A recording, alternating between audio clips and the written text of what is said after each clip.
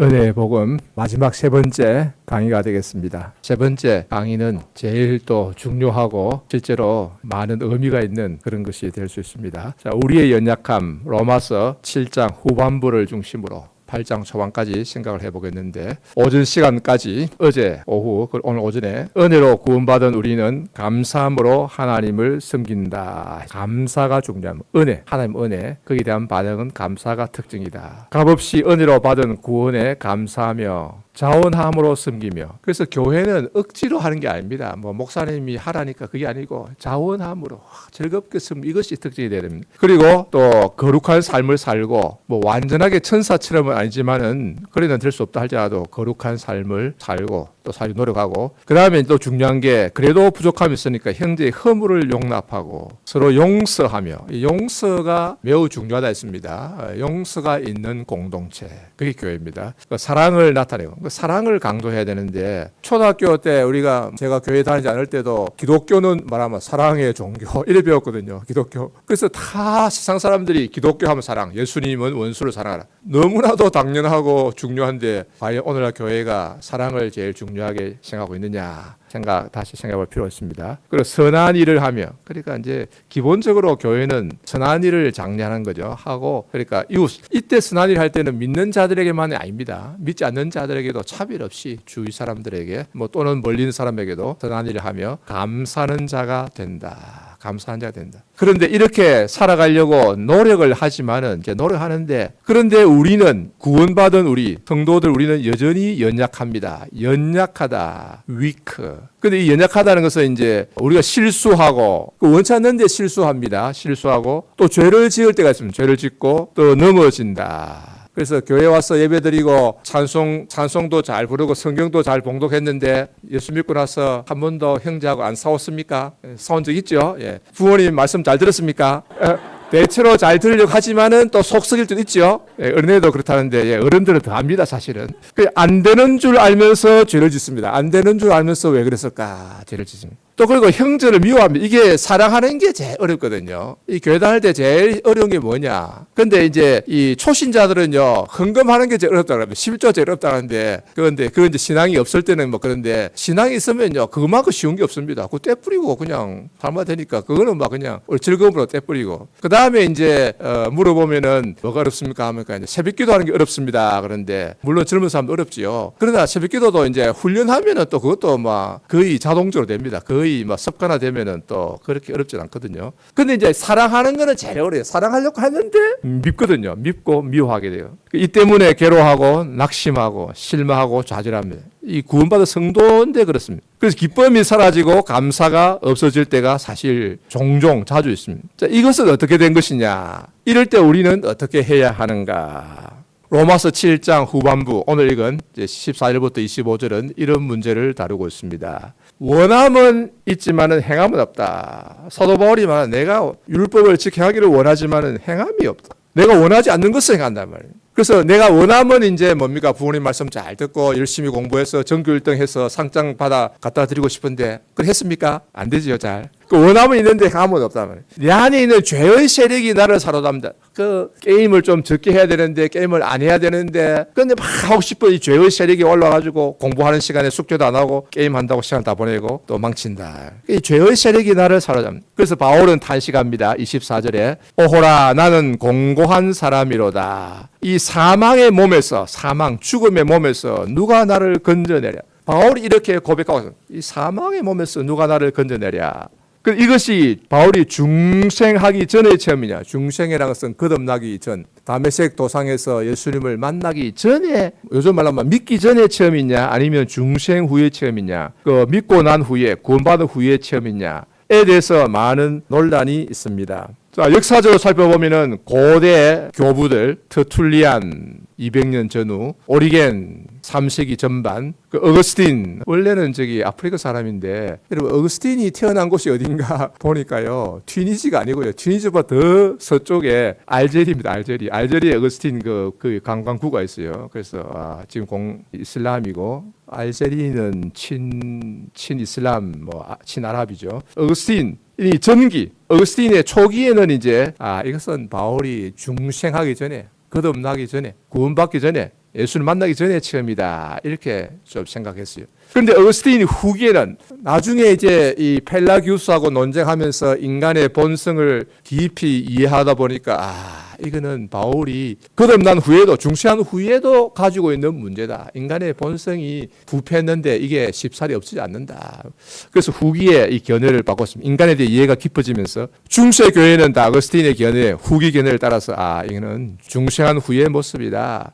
그 중세 교회가 이제 물론 여러 가지 교리적 문제가 많습니다만은 인간의 부패성은 그대로 있다. 이거는 이제 그들 믿었어요. 그러니까 가톨릭은 상당히 형식적이고 의식이잖아요. 세례를 받으면은 어린이 같은 경우 유아세를 받으면 원죄가 없어진다. 또 어른도 원죄도 없어지고 전에 지은 죄는 다 용서받는다. 인간의 부패성은 없어지는 게 아니다. 그래서 그 맞는 말이거든요. 부패성이 없어진 건 아니고. 그래서 그 다음 후에 또 짓는 죄는 어떻게 하느냐. 성찬에 열심히 참석해야 되고 큰 죄는 신부한테 가서 고해성사해야 되고 이런 잘못을 저질렀습니다. 도둑질했습니다. 뭐 나쁜 질 했습니다. 그러면 듣고 신부가 3일 금식해라. 아니면은 뭐 고아원에 방문해서 일주일간 봉사해라. 이런 이제 일하는 이제 선행을 명령하거든요. 그걸 또 이제 지켜 행해야 되고. 그렇지만 그렇게 한다고 해서 죄가 다 없어진 거 아닙니다. 내가 고백하지 못한 죄가 있을 수 있고, 알지 못한 죄가 있고, 그러니까 죽기까지 그래 해도 죄가 없어지지 않습니다. 또 부패성이라는 건 없어지지 않거든요. 그 연옥에 가서 불에 찢어야 되는데, 불에 태워야 되는데, 그게 뭐 보통 10년, 20년이 아닙니다. 뭐 500년, 뭐 1000년, 1000년, 뭐 어떤 사람은 뭐 몇천 년, 이제 그래 급을 주는 거죠. 불에 태워가지고 다 정화되어야 천국에 들어간다. 그러니까 가톨릭교, 천주교 다니면은 그들의 교리에 따르면은 아무리 잘해도 연옥을 벗어날 수 없습니다. 근데 유일하게 그거는 이제 교황이 성자라고 선언하면 그 사람 바로 천국 간대요.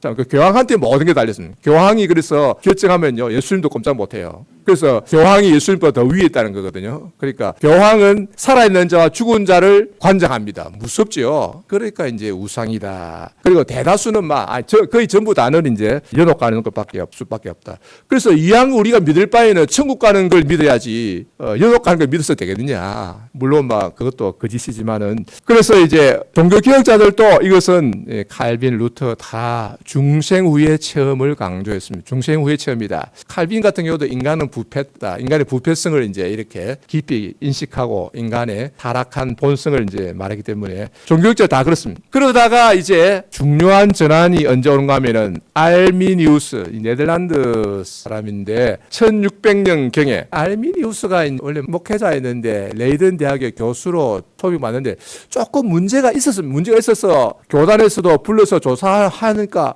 레이든 대학 교수들이 또 조사위원회에 조사하니까 또 문제 없다니. 그때는 제가 그런 뜻으로 말한 게 아닙니다. 제가 저 다 믿습니다. 이래 말하니까 고마루스 같은 사람도 문제 없습니다. 이거 추천했어요. 근데 교수 되고 나서는 이제 자꾸 딴소리 하는 거죠. 그 나중에 고마루스가 정면으로 그걸 비판을 하고 결국 알미니우스가 결국 이제 쫓겨나게 되었는데, 알미니우스는 알미니안주의, 그 자유의지를 이제 주장해서 인간의 자유의지를 이제 지나치게 강조하고 인간은 자유의지로 하나님의 은혜를 배척할 수 있다. 이제 그런 주장인데, 그거 주장하기 전에 이미 로마서 7장에 대해서 중생전 체험이라고 주장했습니다. 이게 먼저 나왔어요. 그러니까 이게 중생전의 체험이라고 이제 주장하는 것은 뭔가 하면은 중생전에는 참 원함은 있지만은 행함은 없고 갈등하고 그 중생하고 나면 문제 해결된다는 게 중생하고 나면 이런 게 있을 수 없다. 그러니까 상당히 인간에 대해서 낙관적으로 보는 개념입니다. 인간을 신뢰하는 이게 알미니우스. 그 다음에 그로티우스, 국제법 학자도 알려져 있지만 사실 신약 학자입니다. 그로티우스, 에피스코피우스 이런 사람들이 이제 이렇게 소수지만은 이어받고 이들이 이제 알미니안들이 됩니다. 자, 그런데 오늘날 이제 현대 신학자들은 다수가 이게 중생전 체험으로 기울어지고 있어요. 뭐 나누어지긴 하지만은 현대 신학자들, 왜냐하면 현대 신학자들은 이제 뭐 유명할수록 전통적인 신앙이 떠난다 보면은 뭐 대체로 맞습니다. 그래서 유명할수록 전통적인 신앙을 벗어나서 다른 주장한다. 그러니까 인간을 신뢰한다. 그러니까 현대 신학자들. 그 다음에 이제 스위스의 개혁주의 신학자인 고대도 이 중생전으로 믿고 퀸멜은 독일의 뭐 자유주의 신학. 근데 이제 애석하게도 네덜란드의 개혁주의 신학자인 헤르만 리더보스도 중생전이라 하죠. 헤르만 리더보스는 이제 퀸멜 영향을 받았고 우리하고 자매 맺은 교단이 아닙니다. 그쪽에 헤르만 리더보스가 문제거든요. 한국에서는 몰라요. 그래서 그다음에 무라고 이제 미국의 유명한 또 로마서에 대해서 두터운 책을 쓰게 있는데 다른 거는 잘 썼는데 로마 7장에서는 중생전의 체험이다. 중생 후에 그리스도인이 이렇게 할 수 없다. 또 이런 말을 했어요. 한국에서는 총신입니다. 이한수, 최갑종, 백석, 홍인규 다 이런 사람도 한국에서 유명하고 은근하게 복음주의로 알려져 있지만은 그러나 꼭 그런 건 아닙니다. 그러니까 한국의 신약 학계를 보면은 절반 이상은 중생 전설이고 전통적인 견해를 다른 사람은 소수인지 많아야 기껏해야 다수 또는 숨어져 있는 드러나지 않은 학자를 합치면 반반 될지 모르겠습니다. 자, 그러면 이것이 과연 어떻게 된 것인가? 로마서 7장 14절을 우리가 자세히 살펴볼 필요가 있습니다. 자, 14절에 보면은 율법은 신령하거니와 나는 육신에 속하여 죄 아래 팔렸도다. 율법은 신령하다. 율법. 하나님이 주신 법. 좁게는 이제 모세가 시내산에서 받은 법인데 넓게는 이제 모세 오경 그리고 구약 성경 전체. 성경 중에서 구약 성경 중에 특별히 이제 우리에게 이렇게 하라 저렇게 하라 명령 계명들을 중심으로 한 이 율법은 신령하다. 신령하다는 말은 이제 영적이란 말인데 그것은 앞에 있는 대로 거룩하고 어렵고 선하다. 그러니까 율법이라는 것은 하나님의 말씀은요 그 자체가 거룩하고 어렵고 선합니다. 완전하다. 율법은 뭐 잘못이 없는 거죠. 그러니까 이 율법은 항상 신령합니다. 이거 신령하다가 영적이다. 이 말은 이제 육신적인 것에 반대되는 것인데 그 자체에서 완전하다. 영어로 하면 perfect하다. 이것은 과거에도 그랬고 현재도 그렇고 미래도 그렇습니다. 율법은 처음에 모세가 시내산에서 율법 받을 때만 그런 거 아니라 그 후에도 변함이 없습니다. 이스라엘 백성이 가나안 땅에 들어왔어도 그렇고 바울 때도 그렇고 앞으로 영원토록 율법은 신령합니다.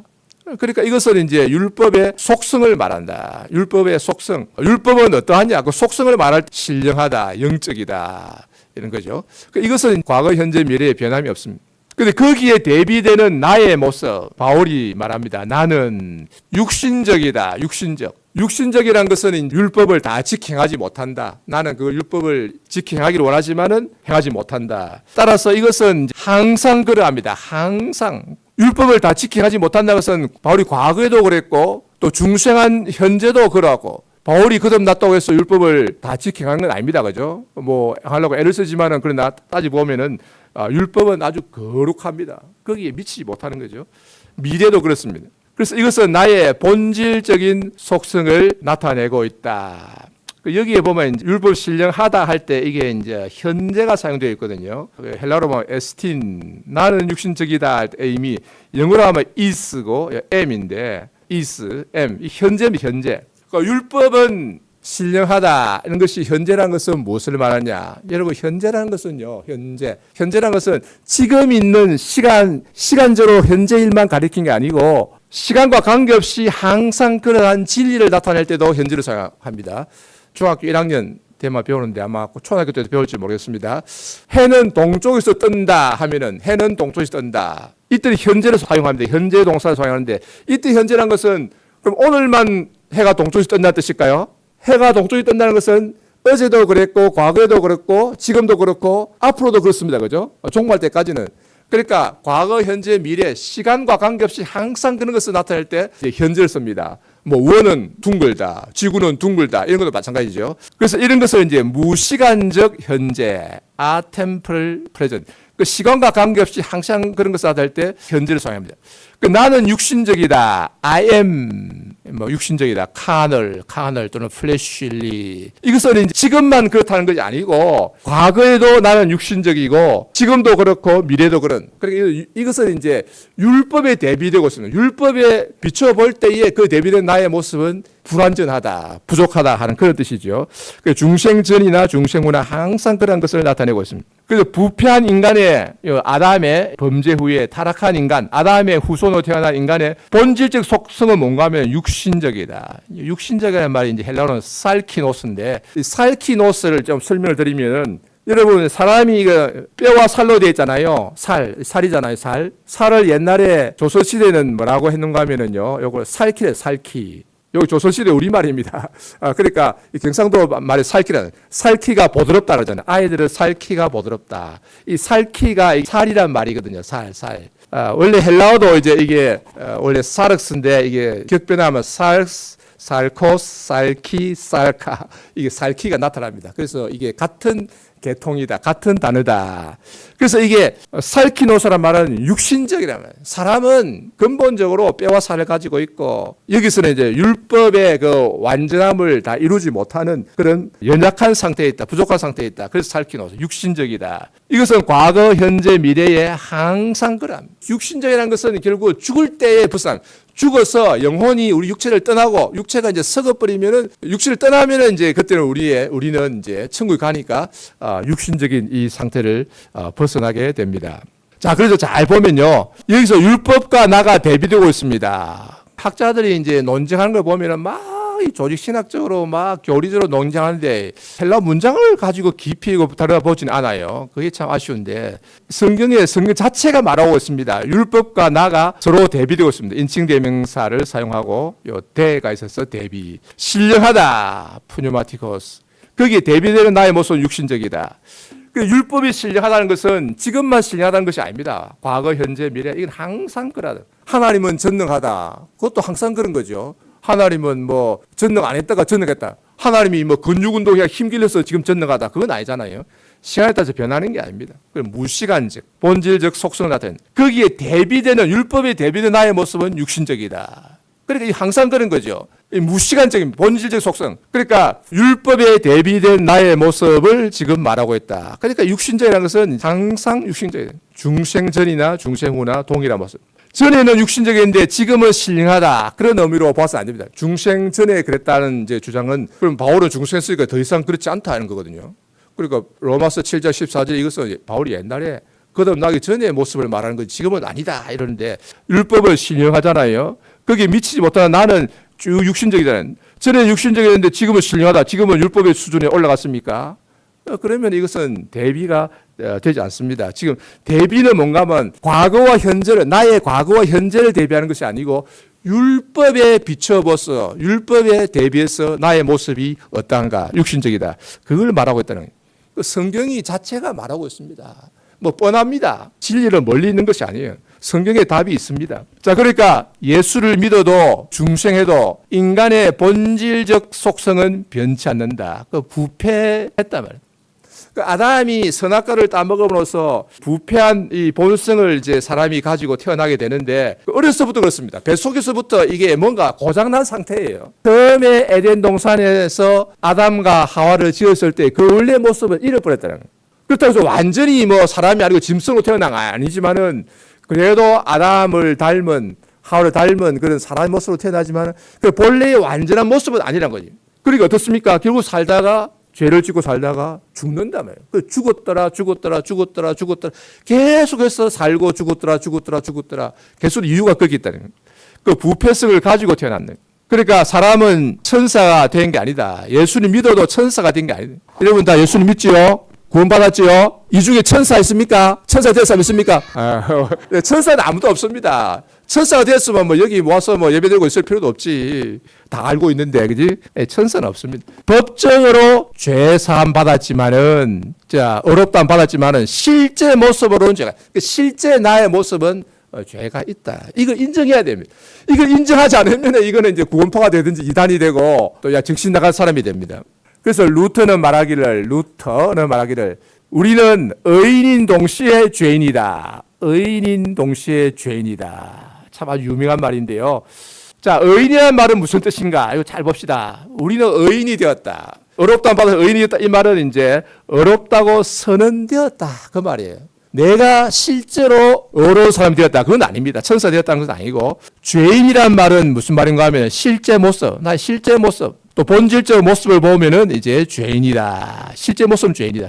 그러니까 이제 우리가 어렵다는 받았지만은 실제 모습으로는 이제 죄인이다. 부패성을 가지고 있다. 이 말이거든요. 그리고 의인이라는 말은 그렇게 간주되었다. 여김 받았다. 그렇지만 부패한 본성은 그대로 있다. 살키노스, 살키가 그대로 살키노스. 그래서 의인이라는 말은 법정적인 의미입니다. 법정이라는 것은 법원에서 재판정에서 판사가 땅땅 무죄입니다. 선언한다는 거예요. 무죄니까 이제 석방돼서 나올 수 있는 거죠. 그럼 내가 천사가 된 건 아니다. 내가 뭐 전혀 죄가 없어서 그런 건 아니라는 거죠. 죄인이라는 것은 실제 모습은 육신의 연약함을 가지고 있다. 그래서 의인이라서 의인이 되었다는 것은 아니라 했습니다. 의화, 이 가톨릭에서 말하듯이 의화된 건 아니고 의가 주입된 것도 아니다. 우리의 부패한 본성은 죽을 때까지 변치 않는다. 하이델베르크 카테키즘 42문. 우리 성도의 죽음은 죄에 대한 값지불이 아니요 죄의 소멸이요 영생에 들어간 간문입니다. 그래서 성도는 죽을 때의 죄에서 완전히 벗어난다. 죽음이 슬프지만은 또한 죄에서 완전히 벗어나고 영생에 들어가는 하나의 통로가 된다. 그런 의미가도 있다 하는 것입니다. 그러니까 죽을 때까지는 우리가 조심을 해야 된다. 그래서 이걸 칭의라고 말하고 우리 어려도 받았는데 그러나 연약한데 성령이 도우신다. 하나님 우리를 그냥 내버려 두신 건 아니고 예수를 믿으면 성령을 주셔서 성령이 우리 안에서 도우시고 우리의 기도를 들으시고 보호하시고 인도하신다. 그러나 완전해지는 것은 아니다. 그 다음에 14절 하반절에 보면은 나는 육신에 속하여 죄 아래 팔렸도다. 나는 육신에 속하여 죄 아래 팔렸도다. 상당히 심한 표현입니다. 아주 심한, 아주 격한 표현인데 과연 이 모습을 가지고 바울이 중생했을 때 그 모습이라고 말할 수 있겠는가? 그래서 많은 사람은, 많은 학자들은 이거는 그리스도 밖에 있는 인간을 묘사하고 있다. 이렇게 봅니다. 화란의 개혁주의 신학자인 헤르만 리드보스도 헤르만 리드보스가 좋은 만큼 그 참 악영향을 많이 끼치는데 조심해야 됩니다. 한국에서는 헤르만 리드보스가 문제 있다고 느낄 사람이 별로 없어요. 그러니까 헤르만 리드보스면 다 되는 줄 아는데 그거 아닙니다. 리드보스가 이것은 그리스도 밖에 있는 인간이다. 또 총신대 다른 교수는 이것은 정상적인 그리스도인의 모습이라고 볼 수 없다. 이 비정상적이라는 거예요. 뭐 독일 학자들 다 뭐 그리스도 밖에 있는 인간을 보는데 그러나 이것은 죄 아래 팔렸다. 이것은 무엇이냐? 내가 원치 않았는데도 불구하고 육신의 연약함으로 말미암아 어쩔 수 없이 그렇게 되고 만 상태를 묘사하고 있다. 그래서 죄 아래 있는 인간의 비록 중생했지만은 이제 죄의 영향을 받고 있는 인간의 연약한 모습, 육신적인 상태를 말하는데. 이 헤레다너스라고 이제 1947년인가 8년에 죽었습니다만은 이제 이분은 이제 아주 경건한 개혁주의 주석가인데 이분은 로마서 이렇게 말하고 있습니다. 하지만 여기에 종이나 종로로 하였다는 단어가 사용되지 않았는데 그것은 그러니까 여기에 죄에게 종로를 하였다라고 말하지 않고 팔렸다 이렇게 말하고 있다. 이것은 죄에 의해 지배되는 이것이 무거운 짐으로 느껴졌으며 더 이상 원치 않는 것이었기 때문에 원치 않는데도 내가 어쩔 수 없이 죄에 지고 말았다. 이걸 이제 고백하고 있다. 예, 맞는 말입니다. 칼빈 또 이 표현으로서 바울은 죄가 그 자체로 가지고 있는 권세를 보여준다. 죄는 권세를 가지고 역사한다. 사람은 본성상 죄에게 종이다. 우리는 죄의 능력에 완전히 지배되어서 우리의 온 생각과 우리의 온 마음과 우리의 모든 행동이 죄를 향하고 있다. 우리는 너무나 죄에 빠져서 우리 스스로는 죄 짓는 것밖에는 아무것도 할 수 없다. 이 말의 의미는 이제 전체적으로 옳다고 보는데 인간은 타락했다. 부패한 본성을 가지고 있다. 그런 의미고 표현상에는 조금 로마서에서 좀 수정했으면 좋은 그런 것도 있습니다. 왜냐하면 죄에게 종로를 한다는 것은 이제 종로를 한다 이런 표현은 그리스도 밖에 있는 사람을 가리키기 때문에 사용되기 때문에 이것은 이제 비록 중생했지만은 거듭났지만은 죄가 우리 본성에 지배하고 있다. 그런 의미로 이해하면 되겠습니다. 자, 중생 후라 할지라도 우리의 연약함의 상태는 없어지지 않는다. 로마서 8장 26절에 그러니까 로마 7장에 이 고민이 해결되었다. 정죄함이 없다. 이렇게 해놓고 나서는 좀 넘어가서 8장 26절에 가서는 성령도 우리의 연약함을 도우시나니 거기 연약함이 아니라 또 나타납니다. 그러니까 중생 후면은 오늘날 이 신학자들 또 알미니우스의 이런 이제 사람들의 주장에 의하면은 중생하면은 할렐루야 문제 해결됐습니다 박수치고 이리 말아야 되는데 여전히 우리의 연약함을 말하고 있고 또 그 앞에 보면은 우리 처음 난 이제 열매를 받은 우리도 피조물과 함께 탄식한다 이렇게 말해요. 우리도 탄식하고 있다. 그리고 제가 이제 또 시편의 몇몇 말씀을 가지고 왔습니다. 시편 65편 3절에 보면은 죄악이 나를 이겨싸오니 이렇게 말하고 있습니다. 이게 다윗의 시입니다. 죄악이 나를 이겨싸오니 이때 다윗은 중생하기 전일까요? 중생하기 후일까요? 다윗이 시편을 쓸 때는 이런 참 귀한 경건한 시를 쓸 때는 그야말로 참 중생하고 중생 정도가 아니라 참 여호와 하나님을 사랑하는 자잖아요. 하나님이 내 마음에 합한 자라. 다윗은 평생에 우리아의 아내 일을 제외하고는 내한테 참 큰 죄를 지은 적이 없다. 하나님 인정하시고 여호와를 사랑하고 하나님 아주 가까이 하고 그래서 이렇게 시편을 성령 감동되어 많이 지은 참 그런 사람이다.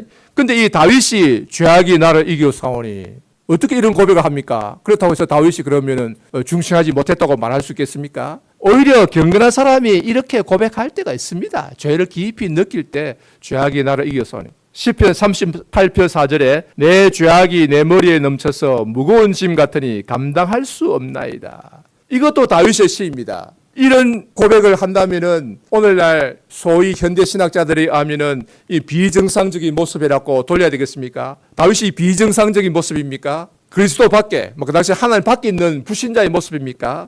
전혀 아니지요. 오히려 아주 경건한 다윗의 모습입니다. 시편 40편 12절 무수한 재앙이 나를 둘러싸고 나의 죄악이 내게 미침으로 우러러볼 수도 없으며 죄가 나의 머리털보다 많음으로 내 마음이 사라졌음이니이다.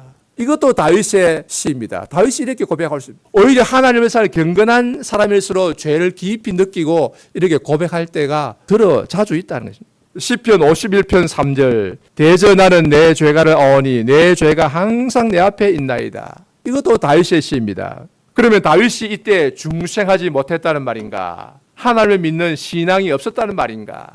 오늘날 현대 신학자들이 하면은 다윗도 그러면 완전 하나님 모르는 불신자요 이방인으로 봐야 될 것입니다. 그런데 그렇지 않습니다. 다윗은 그야말로 하나님을 사랑하고 하나님 앞에 정직하여 자기 죄를 고백하고 있다. 오히려 영적으로 민감하고 각성된 사람이 이렇게 깊이 고백하고 있음을 알 수가 있습니다. 그래서 제가 시편 4구절을 여기에 인용했습니다. 정리하면 우리는 비록 의롭다함을 받아서 하나님의 자녀가 되고 죄의 권세에서 해방되었지만은 그 죄의 권세에서 해방되었다 이런 말할 수 있습니다. 다른 한편으로 우리의 본성은 아직도 부패한 상태에 있으며 천사가 된 것이 아닙니다. 그러니까 천사가 된 건 아니다 말이죠. 아니고 죽을 때까지 우리는 좀 못된 본성을 미안하지만 가지고 있단 말이에요. 그 형제간에 싸우고 부모님 말씀 안 듣고 속썩이고 물론 이제 착하게 많이 되겠지만 또 그럴 부패한 그런 본성을 가지고 있다는 거예요. 여전히 죄가 남아있으며 죄의 영향을 받고 있다. 죄의 뿌리가 깊이 박혀 있어서 우리가 죽을 때까지는 이 죄에서 실제로 완전히 벗어날 수 없다. 즉 우리는 부패한 본성을 가지고 있다. 이것은 중생 후에도 그렇다. 중생 전이나 중생 후에나 본질은 변하지 않는다. 자, 이 점에 대해서 우리가 잘 알아야 되겠습니다. 그래서 바울은 갈등하고 있습니다. 15절에서 10절. 자, 원함은 내게 있으나 선을 행하는 것은 없노라. 이것은 바울이 항상 악을 한다 그런 의미는 아니고 이제 바울은 대체로 선하게 의롭게 살았지만은 또 깊이 자신을 성찰해 볼 때 이제 원함은 있으나 선행할 수 없다. 이렇게 고백할 때가 있다는 것입니다. 19절에 내가 원하는 바 선은 행하지 아니하고 도리어 원하지 아니하는 바 악을 행하는도다. 20절에 만일 내가 원하지 아니하는 그것을 하면 이를 행하는 자는 내가 아니요 내 속에 거하는 죄니라. 내 안에 죄가 같이 거하고 있다는 것을 고백하고 있는 것이에요. 이것은 전에만 그랬다는 것이 아니고 지금도 자기 안에 죄가 있다는 것을 인식하고 고백하고 있는 것입니다. 그래서 24절에 탄식합니다. 오호라 나는 공고한 사람이다. 공고하다는 아주 나는 비참한 사람이로다. 이 사망의 몸에서 이 사망 죽음의 몸에서 누가 나를 건져내라. 바울이 탄식합니다. 절망 가운데 탄식합니다. 그런데 이제 반전이 일어납니다. 바울이 발견한 해결은 무엇인가? 7장 25절에 우리 주 예수 그리스도로 말미암아 하나님께 감사리로다. 그렇게 절망 가운데 탄식하다가 오호라 나는 공고한 사람이로다. 누가 이 사망의 몸에서 나를 건져내라 하다가 문득 하나님을 바라본 거예요. 눈을 들어서 하나님을 바라보고 그 십자가를 바라본 거예요. 예수님이 달린 십자가를 바라보면서 거기에서 문제 해결이 이미 주어졌다 하는 것을 깨달은 거예요. 그래서 우리 주 예수 그리스도로 말미암아 하나님께 감사리로다.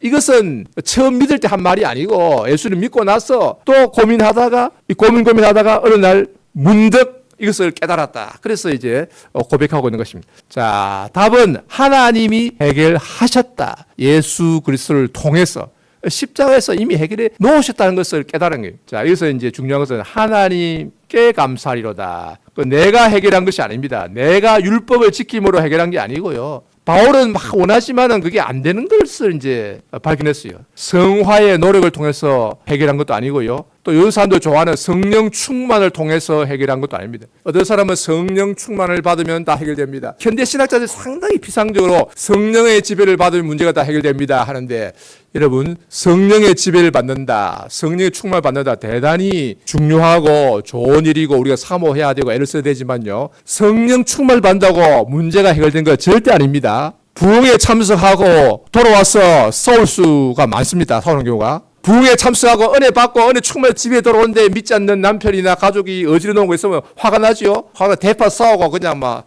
집어 던지고 그렇게 할 수가 있습니다. 은혜 받고 나서 성령 충만할수록 더 실제로 문제가 일어날 수 있는 거예요. 여러분, 어떤 엄마가 무서우냐? 여러분, 어린이 잘 들으세요. 어떤 엄마가 무서우냐? 새벽기도 갔다 오는 엄마가 무서워요.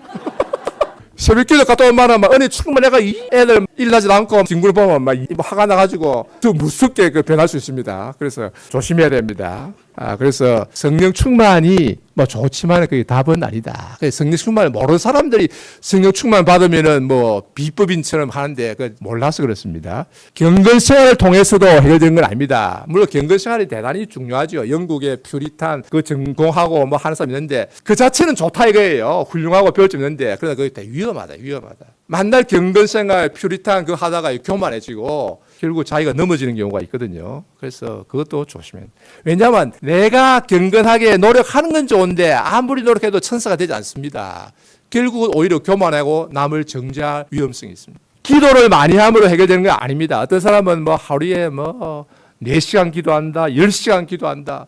기도를 많이 하는 건 좋은데 우리 기도 많이 해야 되고 항상 기도해야 되는데 그래야 한다고 해서 문제가 해결되는 건 아니다 이거죠. 오히려 그런 사람 나중에 이제 이상하게 빠지는 경우 많습니다. 금식한다고 문제가 해결되는 건 아닙니다. 또는 수도원에 들어간다고 문제가 해결되는 건 아닙니다. 루터는 수도원에 들어가서 열심히 수도원의 규칙을 지키고 고해성사를 열심히 하고 그렇게 노력했지만 마음의 평안을 얻을 수가 없었다. 루터가 나중에 말하죠. 만약 어떤 사람이 수도 생활을 통해서 구원받을 수 있다면 내가 바로 그 사람일 것이다. 그러나 마음의 평안을 얻지 못했다. 신학교에 간다고 해서 문제 해결된 건 아닙니다. 여러분들 신학교 가면은 다 경건하고 거룩하고 좋을 줄 아는데요. 신학교 가도 문제 많습니다. 문제 많은 사람들 오기 때문에 실망할 수가 있습니다. 그래서 답은 이제 하나님이 해결하셨다. 하나님이 해결하셨다. 로마서 8장 3절에 율법이 육신으로 말미암아 연약하여 할 수 없는 그것을 하나님은 하시나니. 요 하나님의 이제 색칠을 해야 됩니다. 요 하시나니를 덧붙였는데 이왕 보충하면은요, 하나님은 하셨나니로 이렇게 과거로 했으면 더 좋았을 것입니다. 그 죄로 말미암아 자기 아들을 죄 있는 육신의 모양으로 보내어 육신의 죄를 정하셨다. 하나님이 해결해 주셨는데 어떻게 해결해 주셨는가? 자기 아들을 죄 있는 육신의 모양, 이것을 모양이라는 것은 이제 비슷하지만 같지 않다. 독생자를 이 땅에 보내실 때 육신의 모양이라는 것은 우리와 똑같은 사람으로 보내셨다는 거죠. 뼈와 살과 뭐 영혼도 있는 이 사람의 모습으로 보였는데 죄는 없다면 죄 있는 그러니까 우리가 육신은 죄가 있잖아요. 연약하지만 그러나 모양이라는 것은 그러나 완전히 같지는 않다. 그래서 모양 이렇게 표현하셨습니다. 그래서 예수님이 이 땅에 오셨는데 천사의 모습으로 온 게 아니라는 거죠. 영으로 오신 게 아니고 우리와 똑같은 사람. 그래서 마리아에서 태어나셨다. 마리아의 배에서 우리가 똑같은 과정을 통해서 이렇게 태어났는데 죄는 없으시다. 그 성령의 역사죠. 성령의 초자연적인 역사로 그렇게 오셨는데 그리고 우리가 똑같은 사람이 되셨다는 거죠. 그런데 그 육신의 죄를 정했다 하는 것은 이제 십자가에 못 박았다는 거거든요. 그 중재하셔서 이제 십자가에 못 박았는데 예수님을 십자가에 못 박은 것을 바울이 가만히 시간에 보니까 어디다 못을 박은다고 하면 영혼에 박은 것이 아니고 육신에 박았다. 육신에 손과 발에. 이게 무엇인가 하면 바로 이것이 죄 있는 우리 육신, 연약한 육신, 성경적으로 말하면 무엇입니까? 율법의 요구를 다 이루지 못하는 그런 연약한 육신, 불완전한 육신, 죄 있는 육신의 죄를 속하기 위해서 예수님이 그 육신의 십자가에 못을 박았다 하는 것입니다. 이것은 결국은 하나님이 하셨다. 어떻게? 자기 아들을 보내셔서 십자가에 죽게 하십니다. 이것은 벌써 2000년 전에 일어난 역사적 사건입니다. 이루셨습니다. 이미 이루셨고 역사의 사건으로 이제 결정이 되었고 완료되었고 그 은혜가 우리에게 미치고 있는 것입니다. 우리는 그 사실을 깨닫고 믿으면 되는 거죠. 그래서 하나님의 해결 방식은 무엇인가 하면 대속적, 대신 속하여 준다. 우리에게는 능력이 없고 우리는 도무지 헤어날 길이 없기 때문에 하나님이 자기 아들을 보내셔서 대신 모든 죄값을, 요 십자가에는 우리가 전에 지은 죄뿐만 아니라 또한 우리의 이 육신의 약함의 이 죄도, 이 문제도 해결해 주셨다는 거예요. 그래서 이것도 대신 해결해 주셨다. 그래서 은혜라는 것입니다. 그래서 로마서 7장의 이 육신의 연약함을 이제 로마서 8장에서 해결해 주셨는데, 이것은 단순히 칭의, 믿음으로 오르다 반다 칭의를 반복한 것이 아닙니다. 로이드 존스는 로마서 8장은 로마서 3장, 5장의 칭의를 다시 반복한 것이다, 이렇게 보는데 그건 너무 좁게 본 것이고요. 로마서 8장은 칭의와 근본적으로 맥락 같이 하지만은, 그러나 칭의를 넘어서서 로마서 7장에 육신의 연약함의 문제 그조차도 해결해 주셨다. 그래서 진전이 있다, 뭐 이렇게 볼 수 있습니다. 그래서 이것은 은혜다. 은혜. 전에 지은 모든 죄를 관과심으로, 로마서 3장 25절, 전에 지은 모든 죄를 다 지나쳐 보심으로, 간과심으로 용서해 주셨고, 그 다음에 지금은 하나님의 자녀가 되었고 화평을 누리고 있고, 그리고 정죄함이 없. 이것은 육신이 이제 연약함에도 불구하고 정죄함이 없다. 이것도 하나님이 똑같은 십자가에서 해결해 주셨다.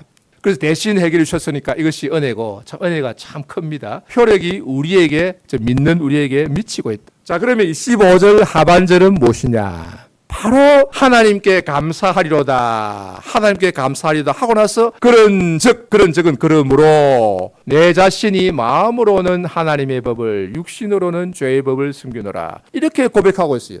아니, 하나님께 감사하리로다 하면은 우리가 생각할 때 어떻습니까? 일반적으로 할렐루야, 아멘 하고 자 박수 칩시다 이라고 끝내야 되잖아요. 그런데 25절 그 다음에는 그러므로 내 자신이 마음으로는 하나님 법을, 육신은 죄의 법을 섬기노라. 이 완전히 다 된 밥에 초치는 그런 기분이 좀 듭니다. 그래서 이 구절을 이해를 못하는 거예요. 그래서 이제 현대 신학자는 중생전의 체험이다 하는 것은 할렐루야 하나님께 감사하리오다 해놓고 나서 이것은 뭐가 이거 잘못됐다, 성경에 여기 올 게 아닌데 딴 구절에 와야 되는 게 여기 왔다, 아니면은 해결되기 전에 모습을 요약한 거다, 다 이렇게 이제 이상하게 성경 비평적으로 봅니다. 그런데 여기 분명히 그러므로 결론적으로 말하고 있습니다. 내 자신이 마음으로는 하나님의 법을, 육신으로는 죄의 법을 숨기노라. 왜 계속해서 죄의 법을, 이 죄의 법이라고 하죠. 죄의 세력을 숨기고 있느냐, 해결이 안 된 것이 아닌가 하는 의문이 드는데, 여기에 대해서 칼빈의 견해를 보면은요, 신자들은 육신에 있는 동안에는 결코 의의 목표에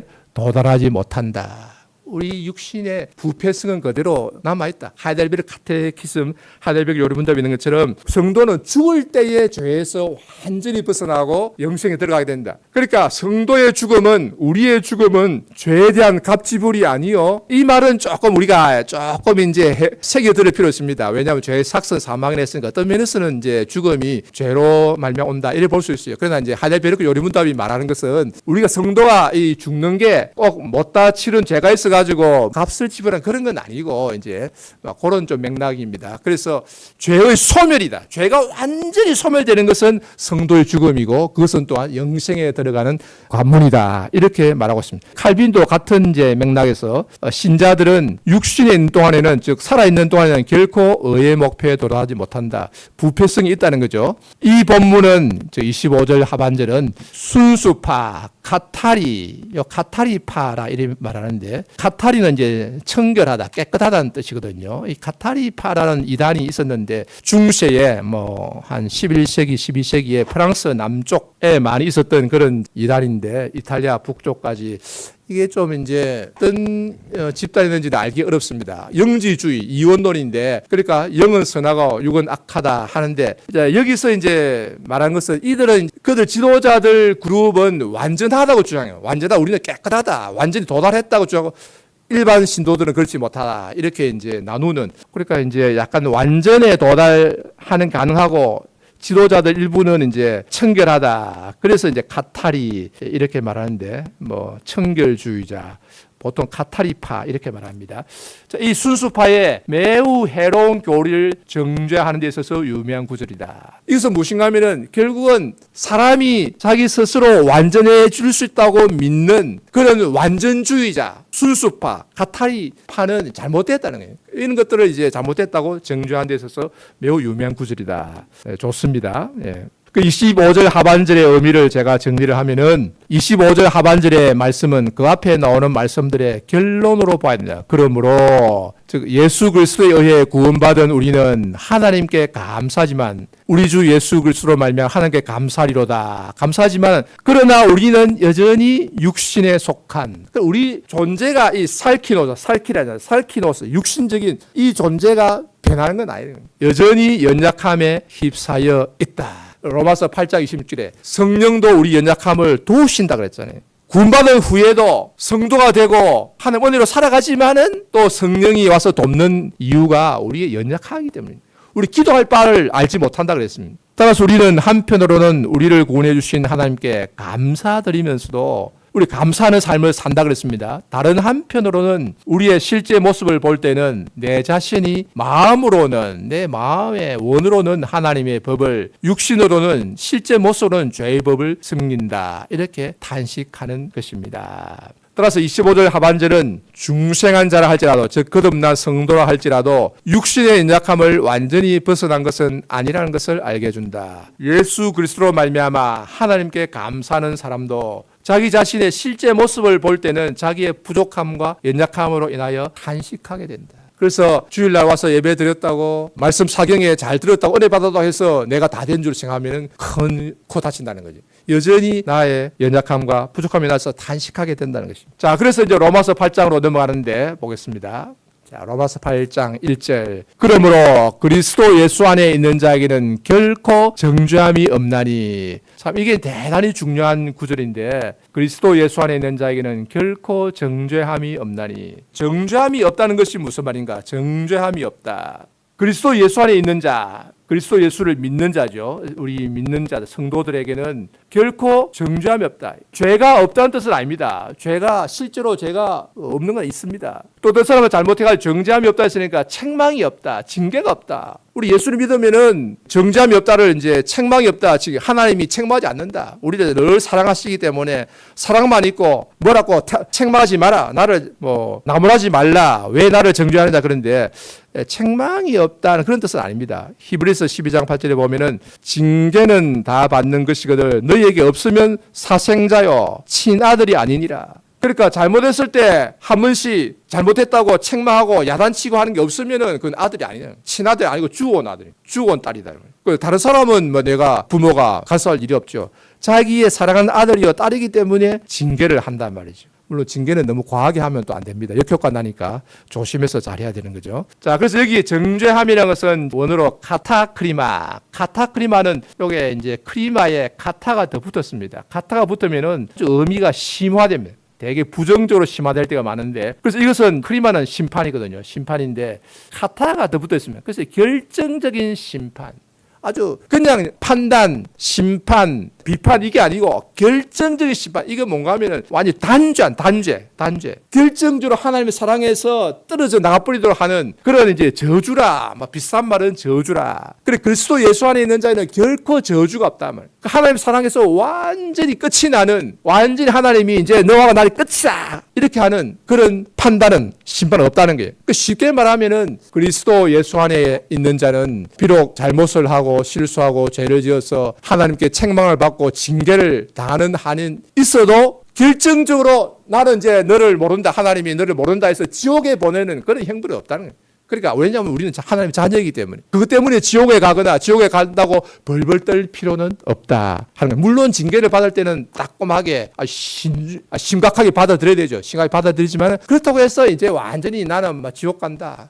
그거는 잘못이라 하는 것입니다. 자, 그리스도 예수 안에 있는 자들은 그리스도를 믿는 자들이고 그리스도인들 모두 경건주의자들 이런 사람들은 이제 여기에 문제 해결된 것을 자기들 소수의 경건한 사람들에게만 문제 해결됐다 이렇게 보고 대다수의 사람들은 너희들 아직 멀었어. 너희들 성령 충만 안 하기 때문에 해결 안 됐어. 이렇게 말하지만은 바울이 말하는 것은 그게 아닙니다. 그리스도 예수 안에 있는 자들 모두에게 정죄함이 없다. 이렇게 말하고 있어요. 예수 그리스도를 믿는 자에게는 비록 연약함이 있지만은 그래서 징계와 책망이 있지만 결코 정죄함이 없다. 즉 하나님의 사랑에서 끊어지는 일은 결코 없다. 우리는 여전히 하나님의 사랑을 받는 그래서 하나님의 자녀라는 것이 참 중요하고 우리 예수를 믿으면은 죄사함 받고 하나님의 자녀가 되었습니다. 이게 중요한 거예요. 이것이 아주 확실한 신분을 구원의 확신을 가져주고 그래서 기도할 때도 죄사함 받아 그만 말하지 말고 죄사함 받았어 부족한데도 하나님의 자녀가 되게 해주신 것을 감사드립니다. 한 자녀란 사실을 늘 고백을 하고 기도할 때도 말하고 그 생각을 하는 것이 중요해요. 이 하나님의 사랑에서 끊어지는 일은 결코 없다. 우리는 천사가 된 것이 아니지만 연약함을 지닌 율법의 요구를 다 이루지 못하는 육신적인 모습이지만 그럼에도 불구하고 예수 그리스도의 대속으로 말미암아 모든 정죄와 저주는 치워지고 하나님의 사랑을 받는 하나님의 자녀가 되었다. 그리고 보증으로 성령을 주셨습니다. 실제로 우리 안에 거하시는 것은 눈에 보이지 않지만 성령이 우리 안에 거하시고 우리로 하여금 하나님을 아바 아버지라 부르게 하신다. 그 성령이 우리 안에 거하신다는 구체적인 증거는 하나님을 아바 아버지라 부른다. 하나님을 아버지라고 부를 수 없는 사람은 아직 하나님 자녀가 아니에요. 세상 철학자들은 절대자시여, 제1원인이시여, 만물의 근원이시여 이런 정도로 고백하지만은 그러나 아버지라고는 못 부른다. 그러니까 하나님을 참 마음으로 아버지라고 부를 수 있는 사람은 하나님 자녀이고 하나님 자녀는 구원받은 성도이고 결코 정죄함이 없다 하는 것을 믿을 수 있습니다. 자, 로마서 8장 2절 죄와 사망의 법에서 해방하였다. 생명의 성령의 법이 죄와 사망의 법에서 우리를 해방하였습니다. 생명의 성령의 법은 이게 뭐냐 하면은 생명의 성령의 권세입니다. 권세, 세력. 이걸 이 법은 법인데 율법으로 볼 수 없어요. 율법이 우리를 해방한 것은 아닙니다. 생명과 성령의 권세가 세력이 이 법이라는 것은요. 조문으로 되어 있는 법전으로 되어 있는 법을 의미할 뿐만 아니라 또한 이치, 원리를 말할 때도 있습니다. 세상에 무슨 법이 그런 법이 있느냐? 무슨 이치가 그런 게 있는 거예요. 그죠? 무슨 법이 있냐? 그게 무슨 법이냐? 무슨 이치냐? 원리냐? 만유인력의 법이다. 만유인력의 법칙이다. 만유인력의 원리다. 그런 말이거든요. 이미 로마서의 3장 27절에서 그런 의미로 사용되고 있습니다. 무슨 법으로냐? 믿음 법으로냐? 무슨 법으로 무슨 원리냐? 무슨 이치냐? 그런 말이거든요. 로마서 7장 23절에 죄의 법 아래로 나를 사로잡아 오는 것을 보는도다. 죄의 법은 율법이 아닙니다. 이 죄의 세력 아래로, 죄의 세력이 죄의 법을 또 일정한 권세를 가지고 역사하기 때문에 법이라 이렇게 말을 하고 있습니다. 그 죄의 세력 아래로 여기서 법은 세력, 원리라는 뜻이다. 토마스 슈라이너 미국의 유명한 복음주의 신학자가 있는데 아주 최고의 복음주의로 알려져 있습니다만 이게 생명의 성령의 법을 모세 율법이라 이렇게 풀이하고 있어요. 성령의 영역 안에 있으면. 그런데 모세 율법이 우리를 나쁜 율법에서 해방했다. 그거 있을 수 없는 이야기예요. 율법은 능력이 없습니다. 율법은 우리를 정죄하고 무엇이 옳고 그른다를 말하지만은 우리에게 그것을 행할 능력을 주지는 않아요. 성령이 우리를 해방한 것이지 율법이 절대 해방할 수 없습니다. 참 이게 미국에 제일 나타난 사람이 그렇습니다. 더글라스 무어도 아주 제일 복음적인 사람인데 이 사람은 여기서 원리, 권위, 능력 바로 보고 있습니다. 로이드 존스도 좀 애매하게 말하지만 아마 은혜, 통치 바로 보고 있습니다. 자, 죄와 사망의 법에서 죄와 사망의 세력이라 그랬죠. 권세에서 우리를 해방하였다. 그런데 이 로이드 존스 영국의 로이드 존스, 미국의 슈라이너 영국의 든 이 율법이라고 해요. 죄와 사망의 법. 이 율법을 죄와 사망의 법이다. 이렇게 하면 절대 안 믿는다. 율법이 죄냐? 그럴 수 없느니라. 로마서 7장 7절. 율법은 거룩하고 어렵고 선하다 그랬습니다. 율법이 왜 문제입니까? 율법은 깨끗한 거울입니다. 그러니까 너무너무 거룩하고 어렵고 선한데 내가 그것을 지키지 못하기 때문에 내가 얼굴이 모습이 더러워서 문제이지 율법이 문제가 아니다. 그러니까 이거는 죄와 사망의 세력으로 봐야 됩니다. 칼빈이 권세 능력 바로 봤습니다. 무도 원리 권위 바로 보았는데 무는 또 중생 전설을 지지하니까 문제입니다. 자, 넘어가고. 그다음에 해방하였습니다. 해방하였다. 해방하였으면인데 이게 아우리스트입니다. 이거는 과거에 일어난 사실, 과거. 그러니까 이미 해방하였다는 거예요. 생명의 성령의 법이, 성령의 권세가 우리가 예수를 믿을 때에 또 성령이 역사하셔서 우리를 죄와 사망의 권세에서 우리를 해방하셨다. 그래서 우리는 죄의 세력에서 해방되었다. 그러니까 우리는 이제 전에는 이 죄의 권세, 죄가 주인이 되어서 지배하는 그런 나라에서 흑암의 권세에서 살고 있었는데 골로새서 1장 13절 우리를 옮기셔서 그리스도의 사랑의 나라로 옮기셨다. 그래서 우리 해방하셨다. 이것이 또 성령께서 하신 것입니다. 그 3절에 보면은 율법의 육신으로 말미암아 연약하여 할 수 없는 그것을 하나님은 하시나니 하셨나니로 하는 게 더 좋습니다. 율법은 선한데 나의 육신적인 모습 때문에 연약하여 할 수 없다. 다 지키지 못한다는 거죠. 율법은 하늘 말씀은 거룩하고 좋은데 왜 그것을 내가 지키지 못하냐. 내가 문제 내가. 그럼 내가 죄가 있잖아요. 죄가 있으면은 벌을 받아야죠. 벌을 받아야 되는데 그 전에 지은 죄는 그러면 다 용서해 주셨다 이거죠. 그럼 지금 내 모습은 이제 이게 문제. 지금 있는 나의 이 연약함과 죄는 현재와 미래의 이 죄는 어떻게 할 거냐. 거기에 대해서 하나님은 하셨나니. 내가 이루은 게 아닙니다. 내가 성령 충만을 입어서 해결한 게 아닙니다. 내가 경건한 삶을 통해서 퓨리탄적인 삶을 통해서 해결한 것이 아닙니다. 하나님이 하셨다. 곧 죄를 인하여 자기 아들을 죄 있는 육신의 모양으로 보내어 육신의 죄를 정하사. 즉 예수님은 십자가에 못 박았는데 보니까 예수님의 손과 발의 못을 받아 돌아가시게 하셨다는 거죠. 예수님이 천사로 돌아가신 게 아닙니다. 영으로 돌아가신 게 아닙니다. 영혼에다가 영에다가 못 박은 게 아니고요. 우리와 똑같은 육신의 손과 발의 못을 받고 고통을 당하시고 돌아가신. 이게 바로 우리의 이 육신의 문제를 해결하기 위해서 고통을 당하신 것이다 하는 것을 말하고 있는 것입니다. 그래서 3절은 하나님이 독생자를 세상에 보내셔서 십자가에서 정죄, 단죄하신 역사적 사건, 단번에 일어난 사건입니다. 그것을 가리킨다. 성육신과 십자가 사건, 골고다에서 이루어진 사건, 단번에 이루신 사건이며 우리를 위해서 자신을 들이신 대속의 사건이지. 이 문제 해결은 결국 대속으로 대신해서 해결해 주셨다. 왜냐하면 우리에게는 조금 더 해결 능력이 없으니까요. 성육신, 예수님이 말씀이 육신이 되셨다 했잖아요. 보통 우리가 말씀이 육신을 입으시고 하는데 성경은 정확하게 말씀이 육신이 되셨답니다. 되셨다. 입으신 게 아니고 그래도 우리가 이해는 합니다만은 그러나 정확하게는 말씀이 육신이 되셨다. 육신이라는 것은 우리와 똑같은 인간이 되셨다. 영혼과 육신을 가진 인간이 되셨다. 우리와 똑같은 육신으로 오셨다. 그러나 죄는 없으시다.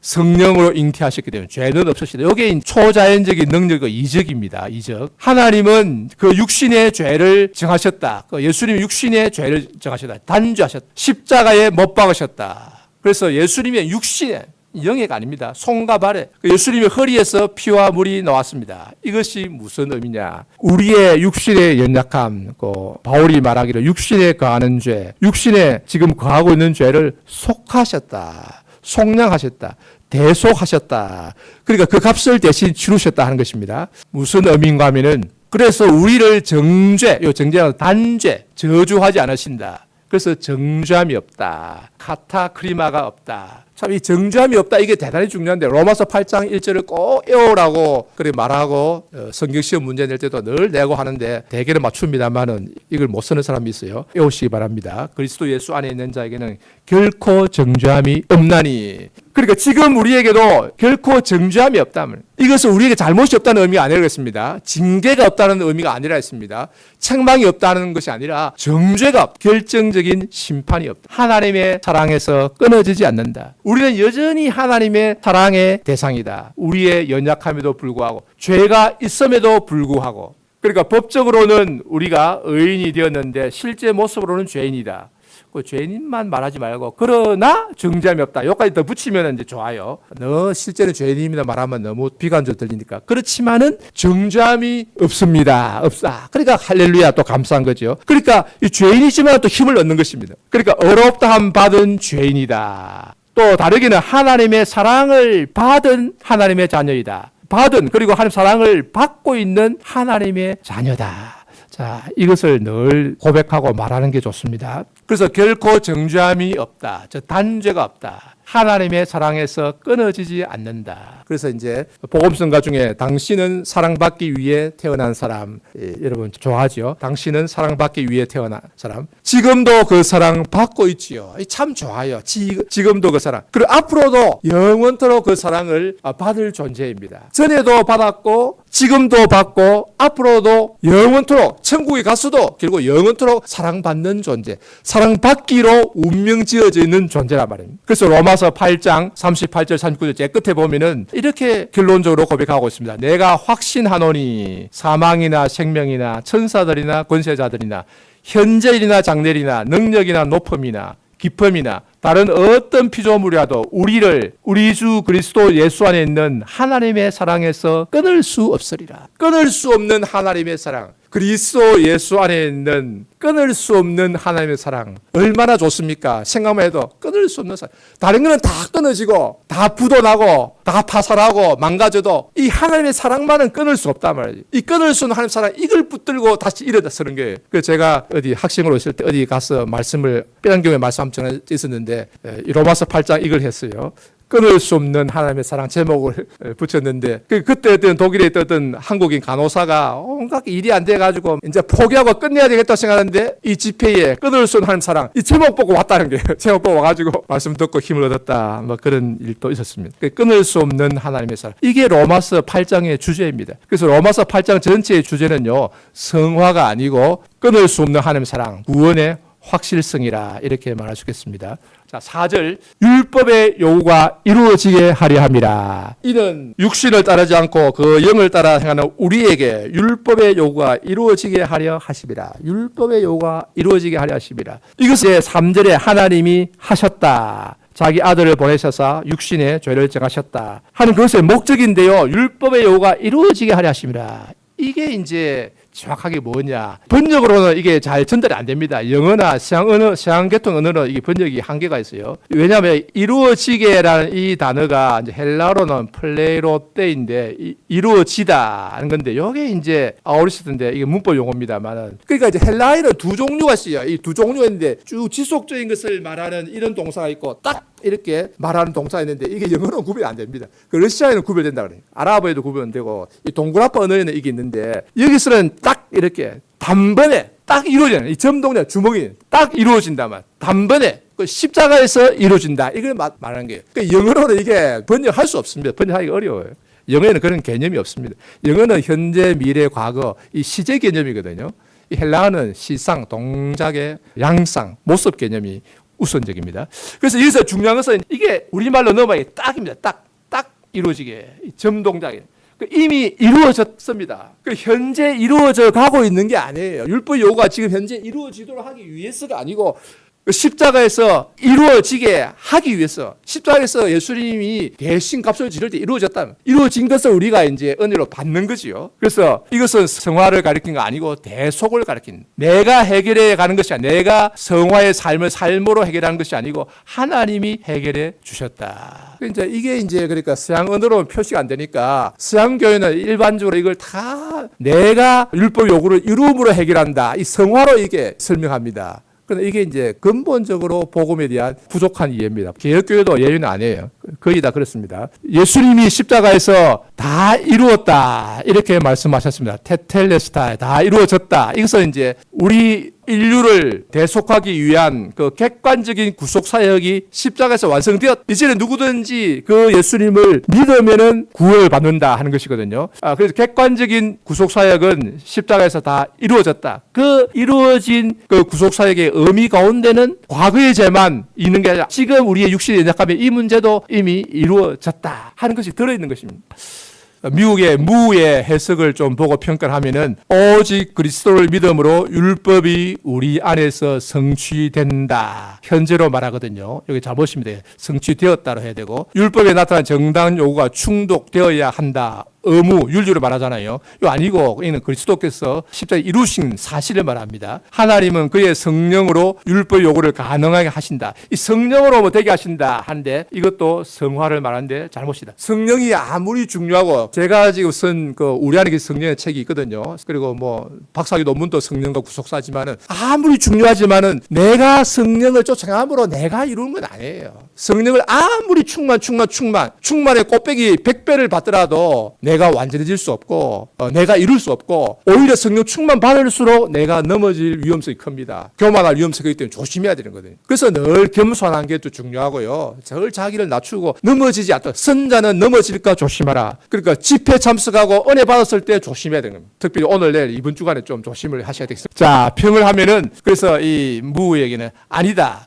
여기서는 이루어졌다. 과거 이미 일어났다. 예수님이 십자가에서 이미 이루셨다. 대속적으로 역사적 사실. 그래서 정죄가 없다고 했습니다. 우리의 삶의 문제, 성화의 문제는 다른 곳에서 말하면 오늘 오전에 말씀드린 대로 로마서 12장 1, 2절이 이제 대표적인 원리거든요. 그 다음에 교회 생활, 그리고 골로새서의 이제 개인적인 또 생활 이런 것들 다른 곳에서 많이 다루고 있습니다.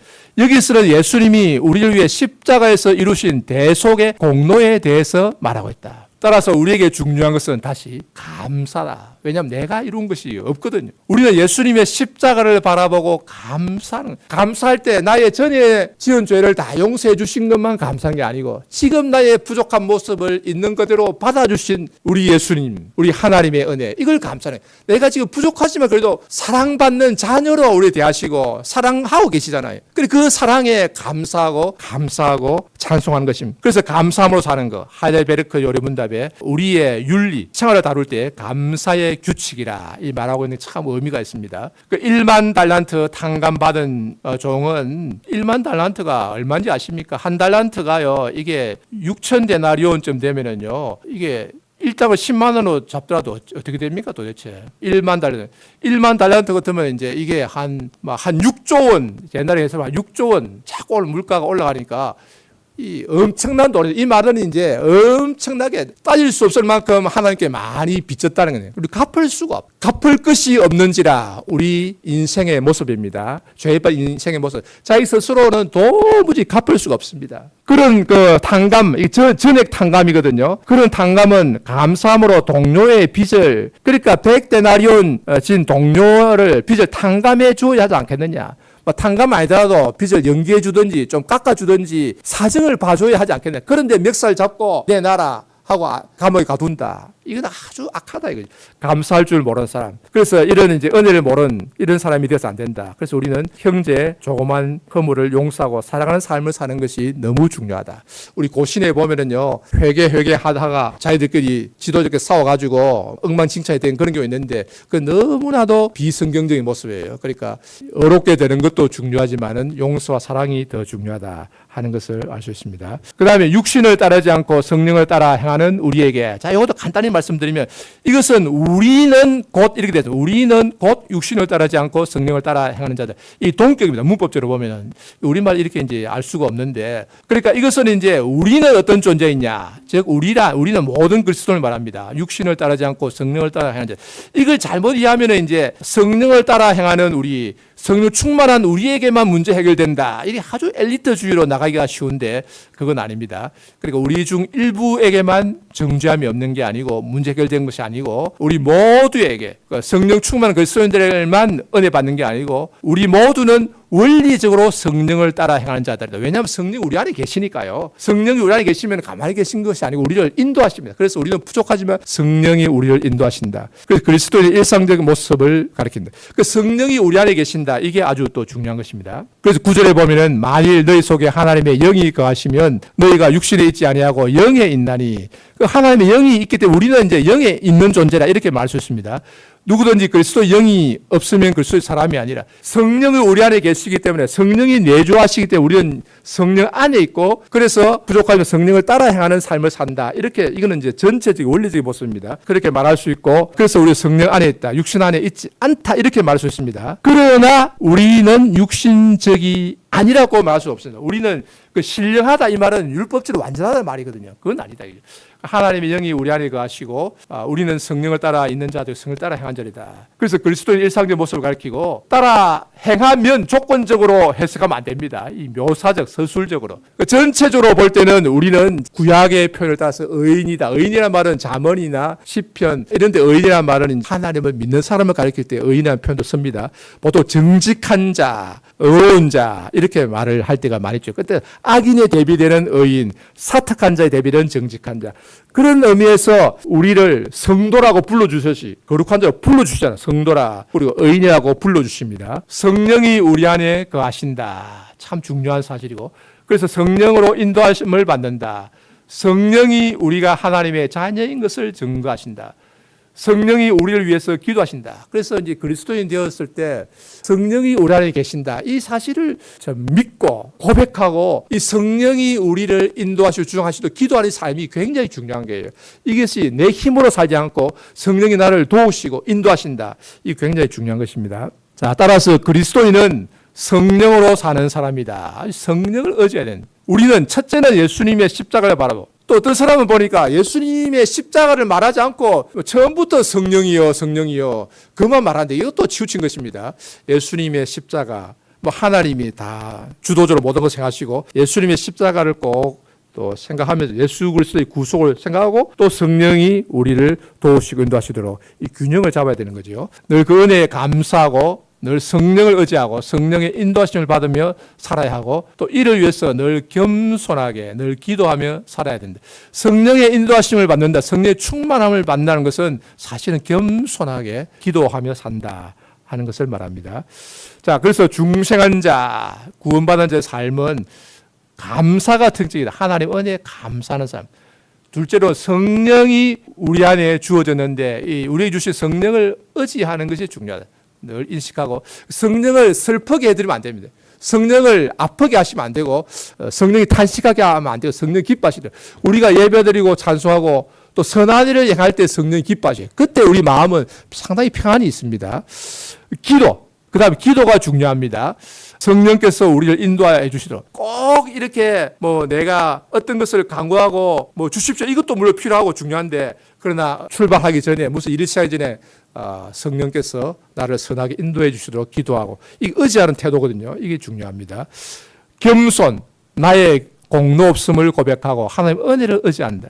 내가 비록 잘했다고 생각되고 자신감이 생길 때에도 내가 넘어질까 조심하고 내가 기도 많이 해서 될 것 같을 때 그때도 내 기도 때문에 응답되는 건 아니거든요. 하나님이 내 기도를 들으시고 응답해 주셔야 되는 건데 내가 내 기도했으니까 응답될 거다. 이것은 그때는 내가 교만함을 뉘우치고 나의 너무 주제넘음을 뉘우치고 하나님이 불쌍히 해주시고 도와주시도록 또 간구하는 것입니다. 그러면 거룩한 삶을 살아야 된다. 음란과 부정함을 버려야 되고 그러면 용서와 사랑의 삶 그리고 선행의 삶을 살아야 된다. 정리를 하겠습니다. 이제 세 번의 강의 전체를 이제 정리하면은 모든 것이 하나님의 은혜다. 하나님의 은혜에서 출발을 한다고 했습니다. 하나님의 그 복음을 듣고 하나님의 은혜를 깨달은 날부터 온 세상에서 그 열매를 맺고 자란다고 했습니다. 이 모든 것은 우리의 공로가 아니다. 우리의 공로가 아니다. 그 찬송가 544장에 보면은 되게 단순하지만은 참 울어도 못하네. 눈물 많이 흘려도 내가 감정적으로 막 이렇게 한다고 되는 것도 아니고 내가 착한 일을 한다고 되는 것도 아니고 오직 믿으면 되겠네. 이 찬송도 참 복음적이고 좋습니다. 그 다음에 이제 손경민 목사지요. 지금 은혜라는 찬양, 이 찬양 참 모르는 사람이 없고 참 은혜로운데 좋은데 저도 여기에 대해서 글을 하나 써놓은 게 있습니다만은 모든 것이 은혜였어. 이 모든 것이 은혜다. 참 이게 우리 개혁주의 신앙 고백이거든요. 단지 구원만이 은혜가 아니라 우리가 살아가는 이 모든 것, 우리가 땅에서 살며 노래하며 찬양하며 숨 쉬는 것, 이 모든 것이 하나님 은혜다. 이 가톨릭에서는 자연으로 돌려요. 자연 위에 은혜 중에. 그러니까 모든 것이 은혜였어. 근데 이 은혜는 자란다 그랬습니다. 자라서 열매를 맺는데 이 은혜가 참된 은혜면은 자라서 열매를 맺게 됐습니다. 그것을 선한 삶으로 나타내요. 우리가 작지만은 뭔가 교회에서뿐만 아니라 주위에서도 선한 삶을 살고 사랑을 나타내요. 그래서 그리스도인은 사랑을 나타내는 존재가 되야 된다. 그러나 이 선한 삶, 사랑도 내가 한 것이 아니라 하나님의 은혜로 된 것이라. 내가 또 잘나서 한 거 아니고, 가톨릭처럼 내가 하나님 앞에 공로 인정받아서 연옥에서의 벌 받는 기간을 줄이기 위해서 하는 게 아니고, 구원을 받기 위해서 하니까 내가 구원 받았기 때문에 감사함으로 선한 일을 행한다. 우리는 감사함으로 사랑한다. 그래서 이 하나님의 은혜를 감사하고 찬송하며 기쁨으로 하나님을 섬기는 성도들이 여러분 다 되시기를 바랍니다. 아멘.